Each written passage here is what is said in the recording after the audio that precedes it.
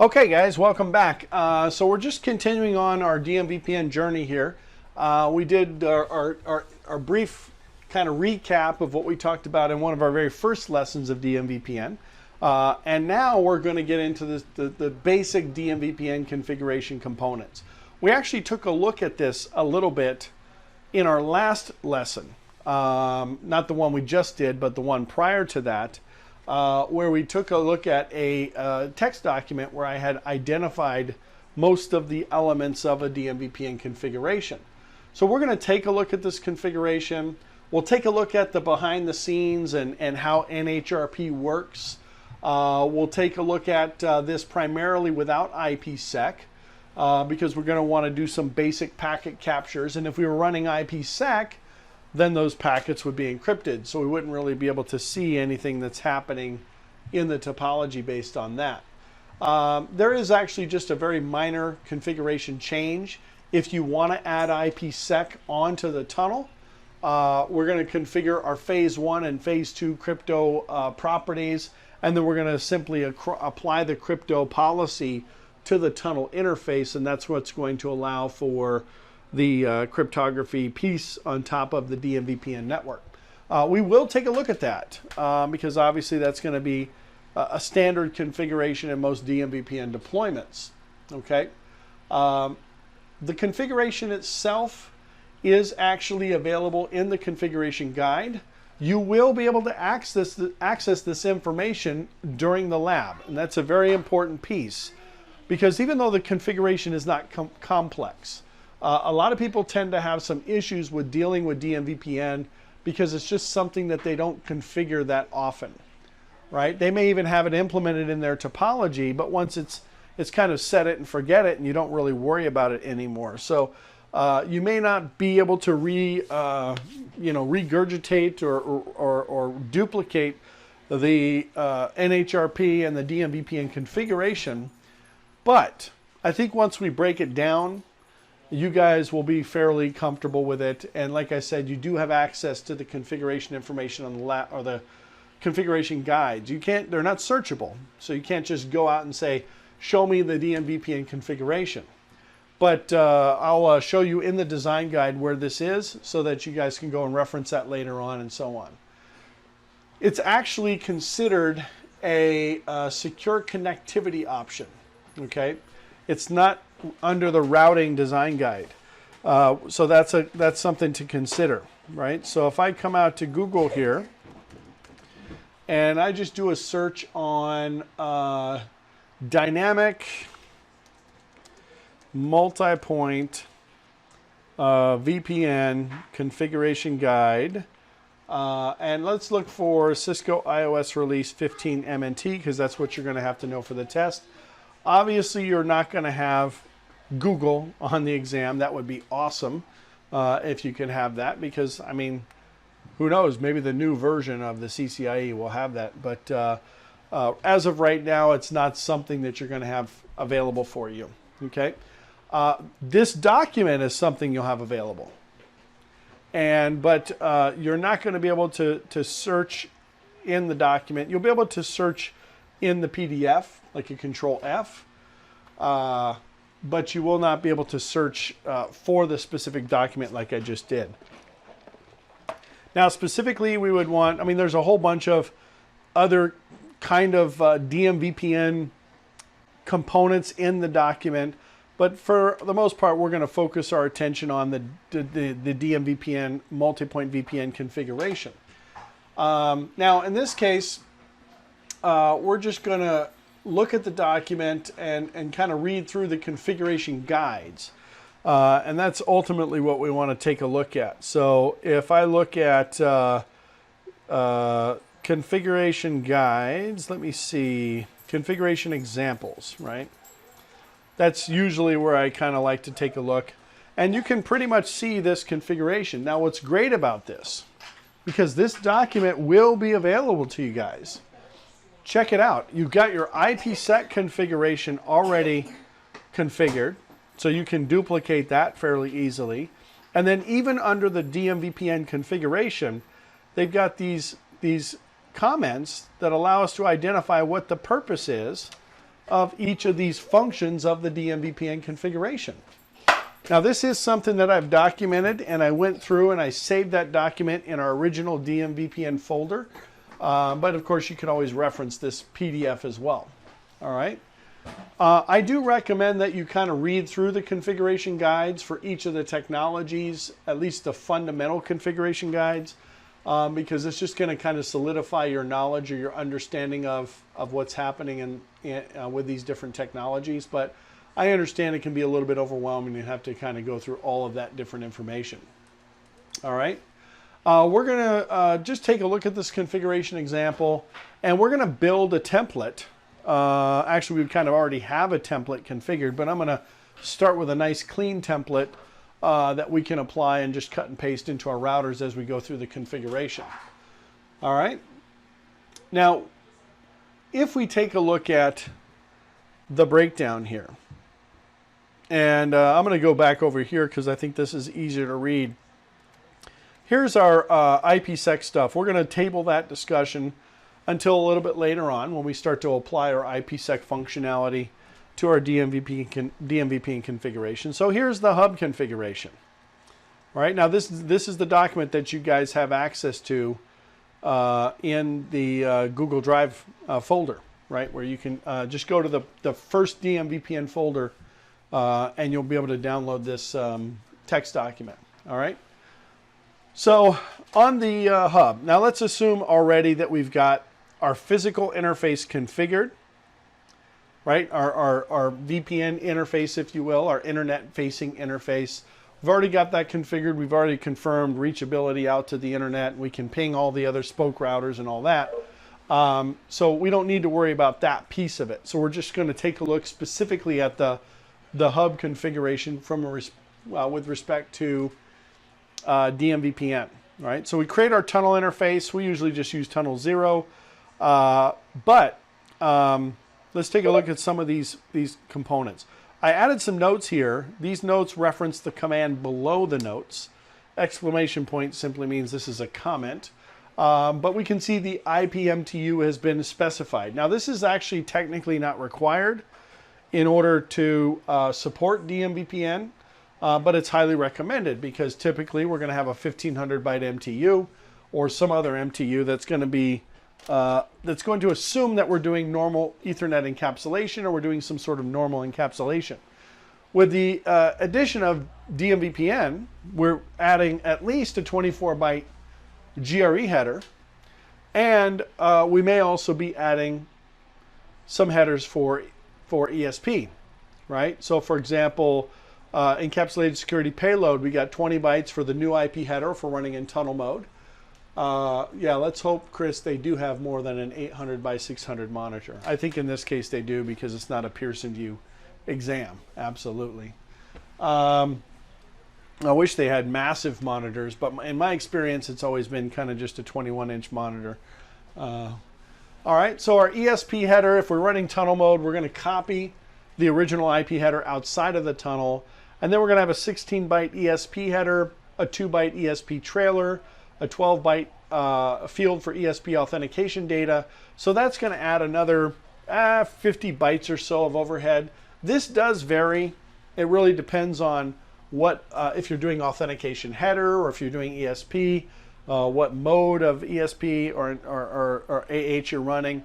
Is it transport mode or tunnel mode and so on? There's some other indications as well that would change you know, the overhead for these encapsulation methods. I would say not to concern yourself with that part of it too much because I don't believe they're going to have you calculate a lot of those values, but fragmentation is definitely a consideration. So setting the MTU allows us to account for that overhead. All right. Let's see. This command here, IP NHRP authentication CCIE. This command must match on all the nodes that want to use this MGRE tunnel. Okay. Now, I could talk about that a little bit in that it's not necessarily going to ensure. let me rephrase. We're not necessarily using this particular command to ensure that we are protecting ourselves against rogue DMVPN participants. Now, if we're not running IPsec, definitely, right? But who's going to run a DMVPN without some sort of IPsec as well? Because IPsec, the authentication piece and the encryption piece of IPsec, is what's going to allow us to really kind of protect the network from rogue DMVPN participants and so on. But it does provide a way for us to prevent accidentally adding a spoke router or a DMVPN participant to DMVPN cloud that it's not supposed to be a member of. Okay, so it is recommended, even though it's not required, to put in the authentication configuration. Okay. Now this command here, IP NHRP map multicast dynamic. This command is actually only required on the hub. We would not apply this command to the spoke routers. This allows the sending of multicast control and data plane traffic to the spokes, even though the tunnel itself is still unicast.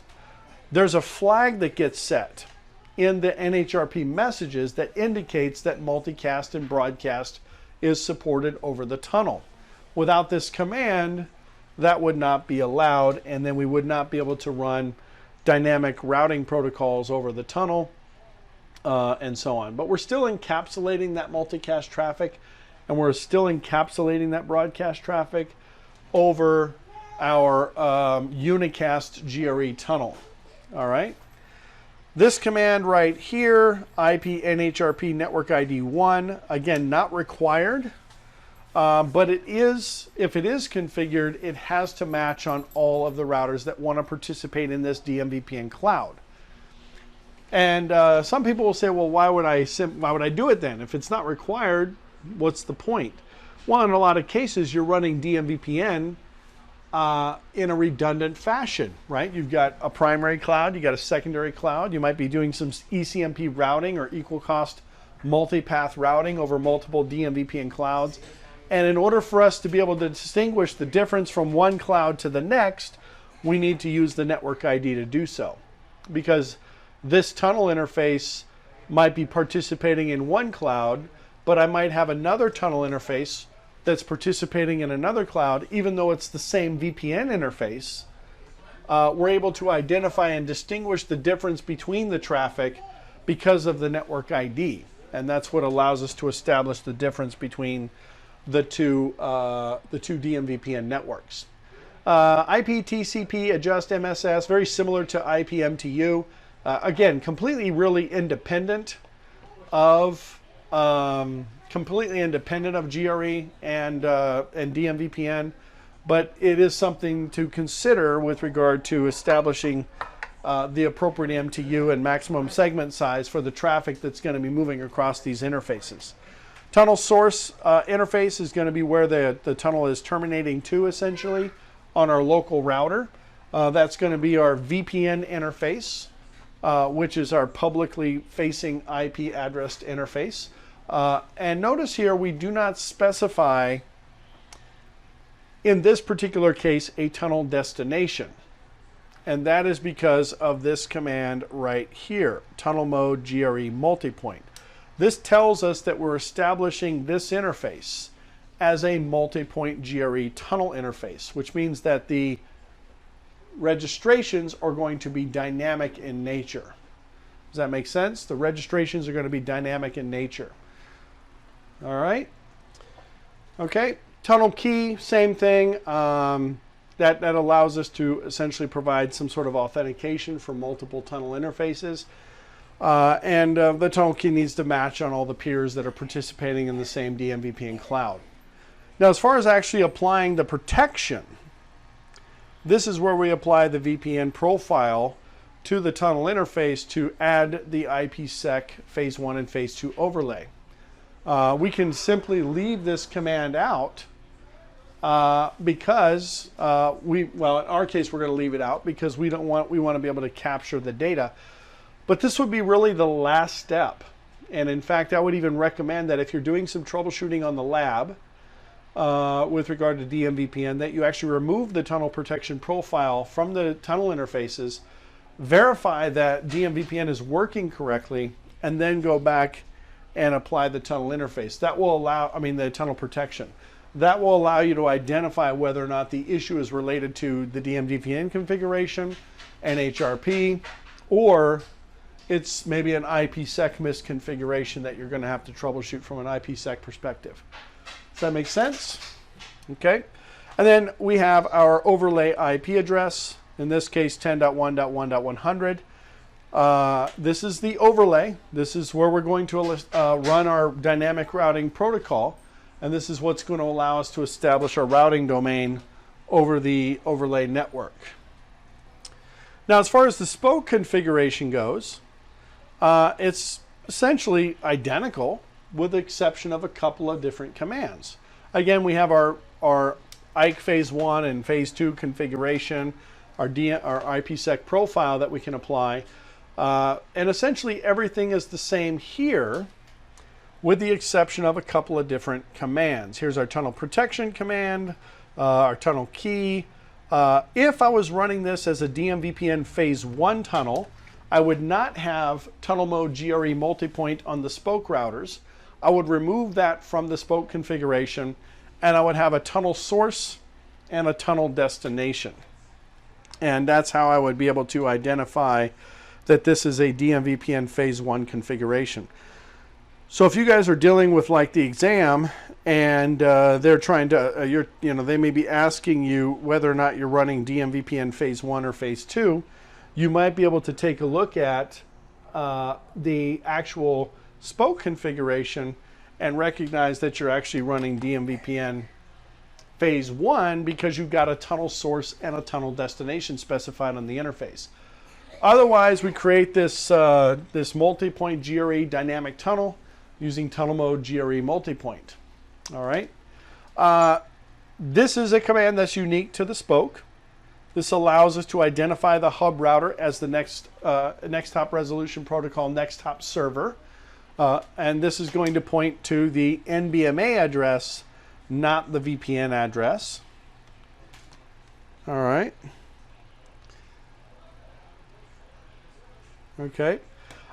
This command here, IP NHRP map multicast.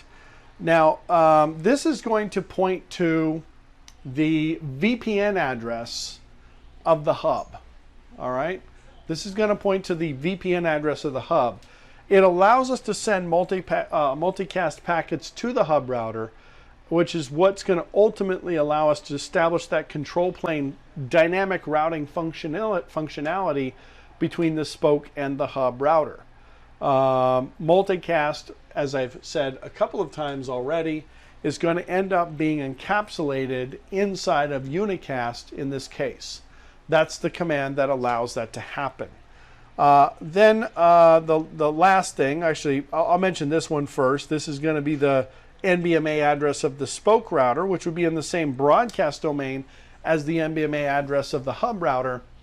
But obviously, it's going to have to be a unique address within that broadcast domain. And then finally, one of the more important commands, NHRP map. This allows us to permanently map our VPN address, which is the second address in this case, to our NBMA address. And I'm wondering if that's backwards. To me, that looks like it might be backwards. Let's take a look at the command reference here. Let's see, spoke configuration.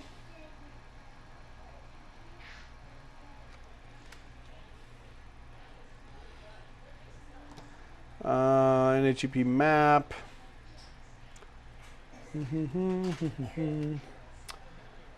Map. So 10.0.0.1 should be the tunnel interface IP address. Yeah. So I was correct. Yeah. For some reason, I thought the NBMA address was second, but in this case, it's listed first. It can be confusing, but of course, your question mark will definitely help. On the exam, it does work as long as you understand the difference between an NBMA address and a, and we'll do that when our configuration. We'll kind of look at the at the question mark to see, make sure that we identify how it's listed. All right. All right. So that kind of breaks down the configuration step by step. I guess the only thing left is to apply it to this topology. And we've already kind of gone through how this topology is supposed to look. All right. The spokes in this case are going to have a very similar configuration. So we'll just kind of put that into Notepad and we'll make some minor modifications to that. In our particular topology here, router 5 is going to be the hub. Router 1, 2, and 3 are going to be the spokes. Like I said, we're just using a basic LAN segment for connectivity. In the real world, we're not going to have that kind of connectivity. But this is just an underlay network. So as long as that underlay network works, that's all that really matters. All right, so we broke it down in our previous video, so I'll break it down again. The underlay network is our 209.165.200.240 subnet. It's a block of 16 addresses. Router 1 is .1 in that subnet. Router 3 is .3, and so on. The very first thing would always be to make sure that you have reachability between those domains before you start doing anything else. So I'm going to go to router 5, and I'm just going to do a ping 209.165.200.1. Make sure I have reachability. Well, that's not good. That's why we test it first, right? Let me try .2. I must have mistyped an address somewhere. Let me make sure I got that address correct. 209.165.200.240. 240 is absolutely divisible by 16. I'm pretty sure it is. Is it /20? All right. Yeah, it is. I'm sorry, what? It's a /28 network, right? Yeah, so it's a. Gonna work. No. Oh yeah. No, it's I wrote it down wrong here. Yeah, so it's a .0, Okay. but it is still a /28. Yeah, so they should be in a common subnet. I probably just didn't turn on an interface or something like that. Actually, you know what? Let me make sure I didn't do it that way. I did do a 245 there. Okay, so it is a 240. Let me fix that. So I did make it as a 240. But let's go ahead and check some of the other routers real quick. Here's router 1, show IP interface brief. 241, up, 209.165. And R2, show IP interface brief. Show IP interface brief. Up, 242, 209.165.200. And router 3, show IP interface brief. 243 up. That's strange. 209.165.200, 245. Show run interface GI00. It is a 240. Show run interface GI00. That's a 240. You were pinging the wrong IP. You were pinging only .1. You needed. Oh yes. Thank you very much. I was pinging 200.1, not 241. Thank you. 209.165.200, 241, and that of course is going to work. 242, that's going to work, and 243. Don't let stuff like that happen to you on the lab, because then you're just going to drive yourself crazy. Every second is precious, as you guys know.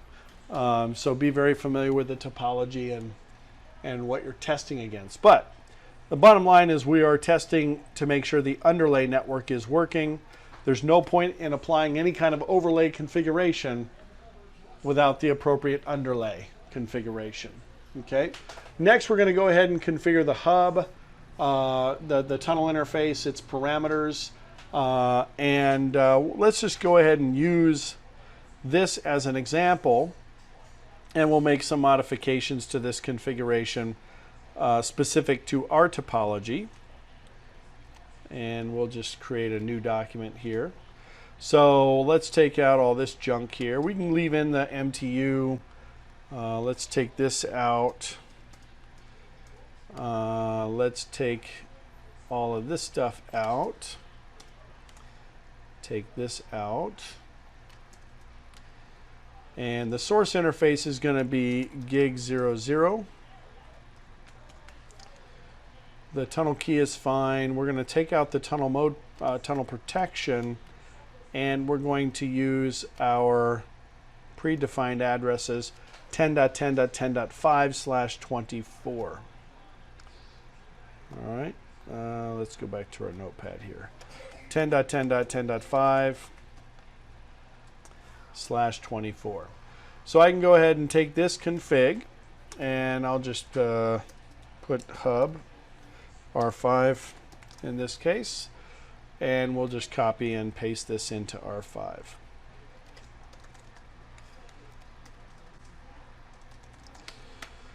All right. Show DMVPN. So we can see that nothing's really happening in this case, of course, because, well, nothing else has been configured, right? Tunnel isn't up, tunnel isn't down, because there's nobody to talk to at this point. All right, but if I can do a show IP interface brief, and I should be able to identify that the tunnel interface is configured. Notice that it is up, and that's because it's referencing the gig interface for its status. So it doesn't actually go through and verify reachability to any other endpoint before it establishes its up state. So don't get misled by that in the thoughts that up means that the tunnel is functioning correctly. All right.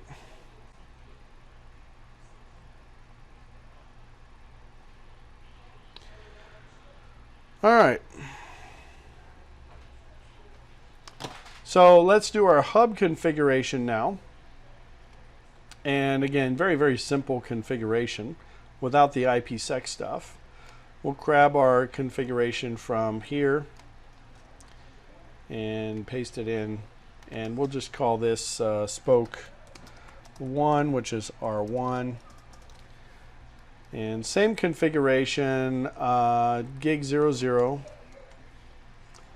That interface would change, of course, depending on what the actual physical connectivity is. The NHRP Nextop server is going to be the primary, or the hub router, which is 10.10.10.5.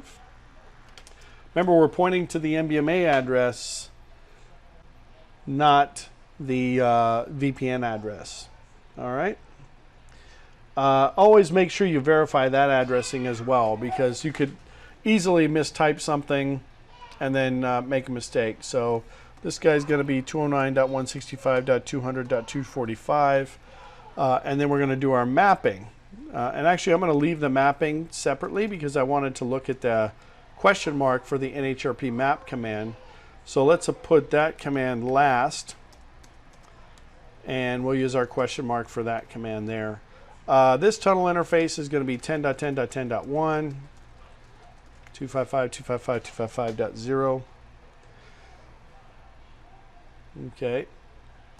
And we're going to map 10. Well, let's just do a question mark on this one. So we'll do our NHRP map. So I'm going to copy this. Let's make sure I got all my addresses correct. 10.10.10.5. Yep. Copy this, and this is going to go into router number 1. Actually, this would be pretty much the same configuration for each of the spokes. All right. IP NHRP map, and IP address of the NBMA destination, IP address of the destination. So that's actually interesting because it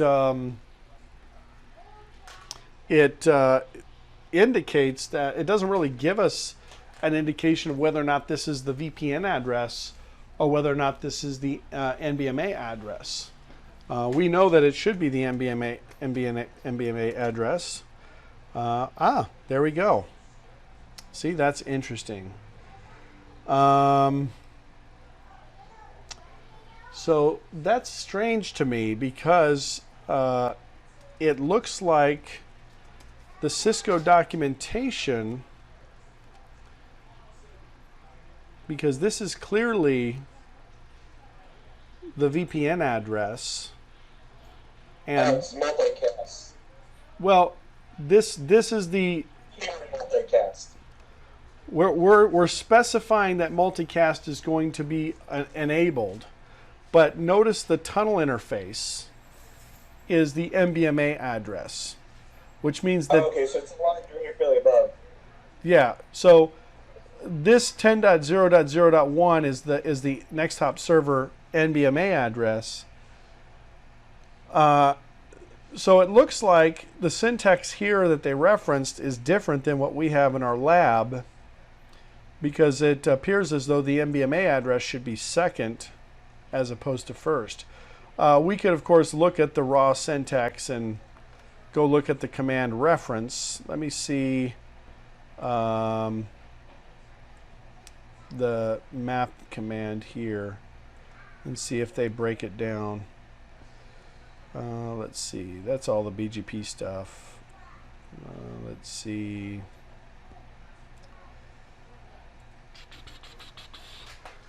Tunnel destination. Yeah, so clearly these 172.17 addresses are the VPN addresses. They're not the MBMA addresses.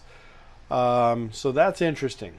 Maybe something to pay attention to when you guys are doing the configuration in the lab as well. All right. So the hub tunnel IP address defines the NHRP server at the hub, which is permanently mapped to the static public IP address of the hub. And hub physical IP address defines the static public IP address of the hub. Yeah, there's something weird with this documentation. Okay, I see what they're saying. So it defines the NHRP server, which gets mapped to the static public IP address of the hub. So clearly in this case, they are specifying the first address is the NBMA address and the second address is the VPN address. But it looks like in our specific syntax, the first address is the IP address of the destination. We'll find out, right? We'll find out if it works or not. 209.165.200.245.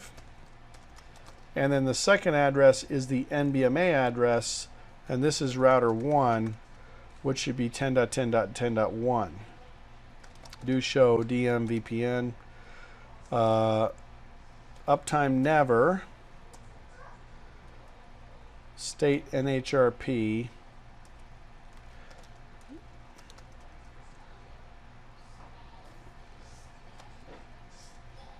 Show DMVPN. Show NHRP server. No. NHRP stats.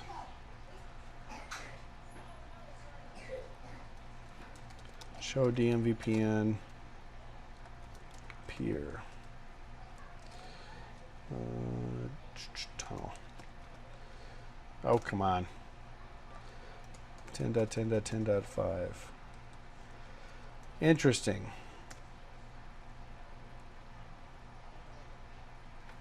Ping 209.165.200.245. Let's try to ping 10.10.10.5. So that's strange. Let's try and configure it the other way and see if that solves the problem. But again, this is indicating the MBMA address of the peer. Show run interface tunnel 0. Config T interface gig 00. Let's do no.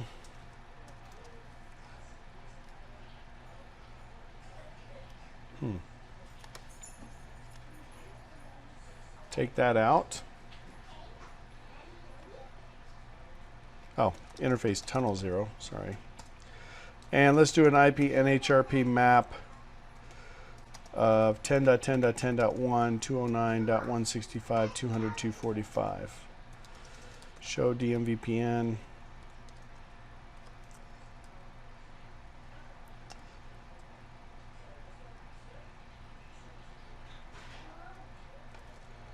Ping 10.10.10.5.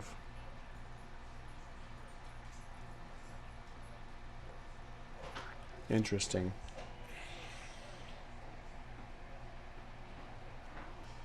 I was checking a couple of things. Actually, there is one thing I want to do in this case. Well, we can leave it as phase 2 for now.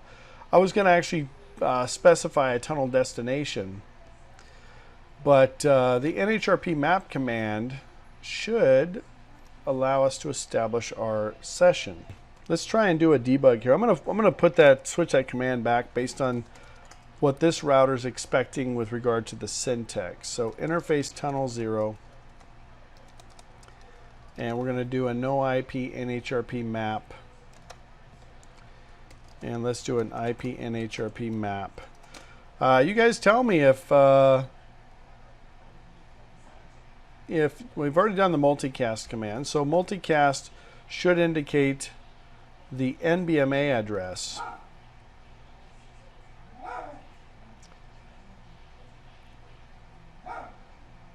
Which is interesting as well, because it appears as though that is referencing different address as well. So yeah, obviously I've been identifying, for some reason, I don't know why, I got that in my head for this entire lesson, that the NBMA network is the overlay network as opposed to VPN. I mean, it makes sense to call it a VPN network or VPN address that's going to be referencing the DMVPN tunnel interfaces. So I apologize for that. So our underlay is our NBMA address, and the overlay is our VPN address, which makes perfect sense. That's a mistake. Made a mistake. All right. So now that we've clarified that, we've gone through this whole lesson talking about the wrong address types, but even I am capable of making mistakes. So let's go back and take a look at our configuration here. And we are going to identify, in this particular case, that would definitely be the VPN address in that case. The next hop server is going to be the VPN address. There's no doubt about that. This is the NBMA address. So we did the configuration correctly, just the mapping wasn't done correctly. So we are going to follow the syntax and map.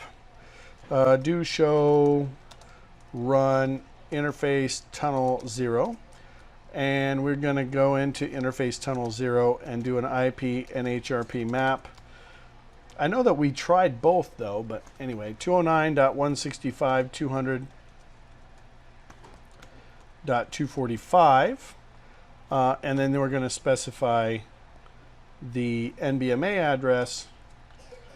I did that backwards again. I can't win for this today. 209.165.200.245. All right, there we go. All right, so we're identifying that we are going to send our multicast traffic to 209.165.200.245, and we're mapping 10.10.10.5 to 209.165.200.245. Now we should be able to see DMVPN. Do show DMVPN. There we go. Now the tunnel is up, and we should be able to ping 10.10.10.5 as well, and we have reachability over the tunnel. Now if I go to router 5 and I do a show DMVPN, show DMVPN, oh my goodness, I see the same status here. The tunnel address is 10.10.10.1. The NBMA address is 209.165.200.241. Okay, so now that we've got our configuration template, we can simply apply this configuration to the rest of the routers. All right. So let's go ahead and do a show run interface tunnel 0, and I'm just going to copy this command here and put that in, and then we can simply paste in this configuration for the remaining. Well, actually, this is the only address we'd have to change. Everything else is going to be identical. So let's go ahead and do our spoke 2, which is router 2 in this case, and we're going to change this to .2. Everything else is the same, and then we'll do the same thing for spoke 3, which is router 3. And this guy is going to be .3. All right, copy this, and let's go into router 2. Paste that in. Do show DMVPN. Tunnel is up. It's pretty simple once you get the addressing figured out. And we'll do the same thing for spoke number 3. Here's the key, though. You guys won't forget that when you guys are faced with the exam. That's why I did it. Right. All right. So if I go to router 5, show DMVPN, I can see that I've established relationships with the remaining routers in this topology here. Okay. Everything looks great. Yes, you can, Chris, you can open Notepad in the CCIE. There is some discussion as to whether cut and paste would be allowed. Obviously, it would be extremely useful to be able to use cut and paste. I can certainly find out. I have some colleagues that recently took the test, so I can find out whether or not cut and paste was something that they were able to do. Okay, so we verified that we had reachability in our underlay network. We applied the configuration, and then verified basic functionality. All right. If I did want to implement DMVPN Phase 1, let's say on my spoke routers, I would not have set up the multi-point GRE interface. I would have simply set up, I would have specified rather than GRE, let's go to the configuration here. I would have specified in this case, rather than putting in this command right here, tunnel mode GRE multipoint, I would have simply specified tunnel mode GRE, and I would have had to specify both the tunnel source and the tunnel destination in that case. And that's essentially the distinguishing difference between regular point to multipoint GRE versus point to point GRE. Okay. In this case, we didn't do DMVPN Phase 1. We're actually running DMVPN Phase 2, and that's where we're at. All right. We are going to take a look at a DMVPN Phase 1 configuration. We'll convert this to DMVPN Phase 1 in our next lesson. Take a look at a bunch of different Wireshark captures and specify, how everything works in DMVPN with the encapsulation and so on. All right. So let's go through a couple more things here, and then we're going to wrap up this part of the lesson. We're going to actually get into some more configurations on this configuration in a little bit, but not tonight's lessons. We're going to actually do that in either, Thursday's lesson most likely we'll get into and wrap up the rest of our basic DMVPN discussion. Okay, so if I go into my server, my NHRP server, I can verify, for example, DMVPN functionality with really two basic commands, right? You've got show DMVPN, which we can see here, and we also have a show IP NHRP. Oops. show IP NHRP. And this tells me that the tunnels are created. Each of the spoke routers registered to the hub router dynamically. This identifies the MBMA address, which is the underlying address. I'm going to say that 1,000 times now. And we can see that we actually registered with the next hop resolution protocol. We didn't actually do any captures during the registration process. We'll do that in our next lesson. We'll take a look at the encapsulation. We'll break down a lot of the datagrams and see how they fit into the topology, with regard to encapsulation and so on. But we know that in this particular case, we registered to the hub using the next hop resolution protocol because of the flags that were identified here, uniquely registered using the next hop resolution protocol. Very, very basic verification options with DMVPN outside of the debugs that we're going to take a look at later on as well. Okay, now if I was to add IP routing on top of this, that would allow us to identify the underlay network, and then we would see the GRE packet header and then the overlay packet header. But in this case, we're not going to apply the routing protocol configuration. We're going to focus our attention on just some basic captures here, take a look at some of the packet formats, and then we're going to wrap it up. On our lesson on Thursday, we'll go ahead and get into more detail. So we used the template configuration for the spokes. We only really changed one thing on that configuration, and that was the overlay interface IP address. Some cases the source interface might change as well. We paste that configuration, very, very simple configuration. Okay. Let's do some pings and take a look at some of the debugs and take a look at some of the packet captures. So I'm going to come in here and do a capture on this interface. And let's go ahead and do some pings and just take a real quick look at what the captures look like. Okay. So let's go over to router 5, and I'm just going to do a ping to 10.10.210.255, and I'll do a repeat of 1,000. And that should generate, a bunch of ICMP messages over that GRE tunnel to the different destinations. If I come back into my Wireshark, grab any one of these packets, and this is why we didn't want to have the encryption turned on in the first place, because we can see here we've got our frame header, we've got our outside IP header, which identifies the global addresses or the internet-based addresses, what we call the NBMA addresses. Then we have our GRE packet or header, our 24-byte header. This indicates that we're using a key in this particular case. This is the key itself. It's actually converted to hexadecimal value.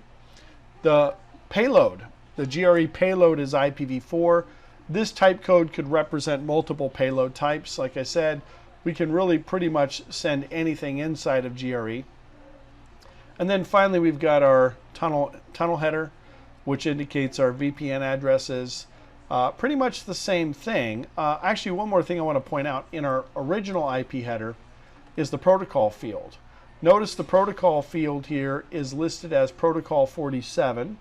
Where is it? Header source, there it is, right there. Protocol GRE, generic route encapsulation 47. So that tells us that obviously we're doing GRE encapsulation. And then the protocol field, obviously in our regular encapsulated or tunnel header, is going to be whatever the protocol is that's part of the payload, right? Is it OSPF? Is it EIGRP? Is it ICMP, right? If it was OSPF, it'd be protocol 89. If it was EIGRP, it'd be protocol 88, and so on. And then we just have our passenger protocol here, which is ICMP. So overall, it's pretty simple. There are some things that I do want to point out about some of these characteristics a little bit later on, specifically with the GRE encapsulation information, but we'll get into that. And also, I don't know if I captured any I don't think I did in this case, but we of course do want to also take a look at the NHRP packets, like when the spoke registers to the hub, and the hub responds to the spoke with a registration request and a registration response message. We want to take a look at those and see what's kind of included in those packet types as well, which we're going to do in our next lesson. Okay, so we're going to pause here for this lesson. There was one other topic I wanted to get to tonight, but we don't have enough time, unfortunately, to get to that, which is something we talked about in our very first lesson, which are the unique differences between DMVPN Phase 1, Phase 2, and Phase 3. But we'll hit that up again on our lessons on Thursday, and we'll do a deeper dive into this configuration. We'll convert this to a DMVPN Phase 1 configuration, and we'll take a look at what the implications are with routing in that, specifically RIP routing, and then we're going to go through the rest of it and get into DMVPN Phase 2 and Phase 3. All right, guys, so we'll see you guys in the next